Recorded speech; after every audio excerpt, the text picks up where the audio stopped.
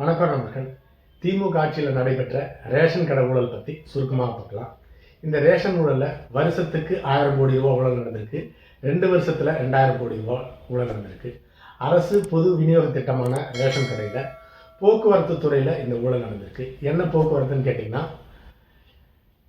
அரசு இந்த ரேஷன் கடைக்கு உண்டான பொருட்களை ஒரு இடத்திலிருந்து இன்னொரு இடத்திற்கு கொண்டு செல்வதற்கு இந்த லாரிகள் பயன்படுத்தப்படும். அதில் தான் இந்த ஊழல் நடந்திருக்கு. 2022க்கு பிறகு இது மாற்றி அமைச்சிருக்காங்க.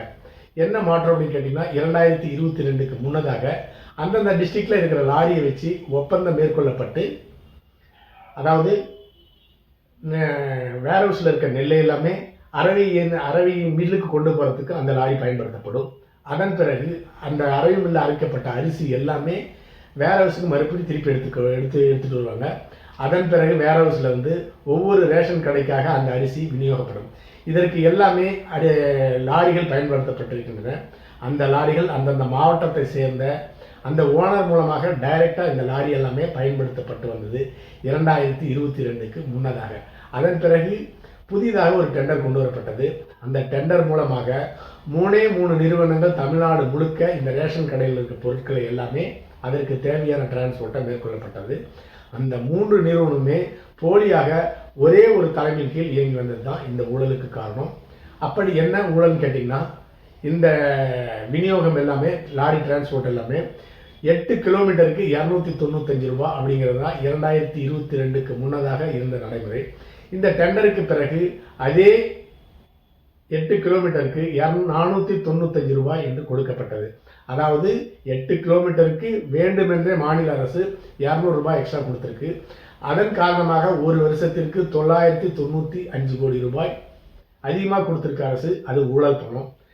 சற்று ஏறக்குறைய 1000 கோடி ரூபாய் 2 வருஷத்துக்கு 2023-24 இந்த 2 வருஷத்துக்கு 2000 கோடி ரூபாய் ஊழல் நடந்திருக்குது. அதை தான் அறப்போர் இயக்கம் வெளியே கொண்டு வந்திருக்கிறாங்க. சரி, இந்த ஊழலில் மத்திய அரசினுடைய பங்கும் மிகப்பெரிய அளவில் இருக்குது. ஏன்னு கேட்டிங்கன்னா, இந்த பொது விநியோக திட்டத்திற்கு தேவையான கோதுமை எல்லாமே மத்திய அரசு மூலமாக வழங்கப்படுகிறது. அப்படி என்றால் மத்திய அரசும் இந்த ஊழலில் ஈடுபட்டிருக்கு. மத்திய அரசு ஒரு நேர்மையான அமைப்பெல்லாம் கிடைக்கல. அதுவும் ஒரு ஊழல் கட்சி தான், ஊழல் அமைப்பு தான் மத்திய அரசு. உதாரணத்துக்கு ரஃபேல் போர் விமான ஒப்பந்தம் காங்கிரஸ் கட்சியினுடைய ஆட்சியில் அந்த ஒப்பந்தம் மேற்கொள்ளப்பட்டது.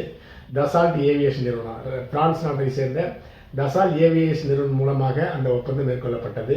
மொத்தத்தில் 32 போர் விமானம் வாங்குறதுக்கு 52 கோடி ரூபாய், அப்படி 52,000 கோடி ரூபாய் அப்படிங்கிற அந்த ஒப்பந்தம் காங்கிரஸ் ஆட்சியில் மேற்கொள்ளப்பட்டது.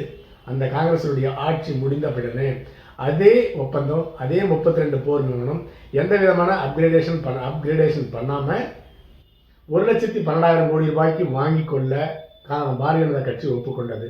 அதன் காரணமாக ஒரு 50,000-60,000 கோடி ரூபாய் எக்ஸ்ட்ரா கொடுத்து அதே 32 விமானத்தை ஒப்புக்கொள்ள பாரதிய ஜனதா கட்சி கொண்டது.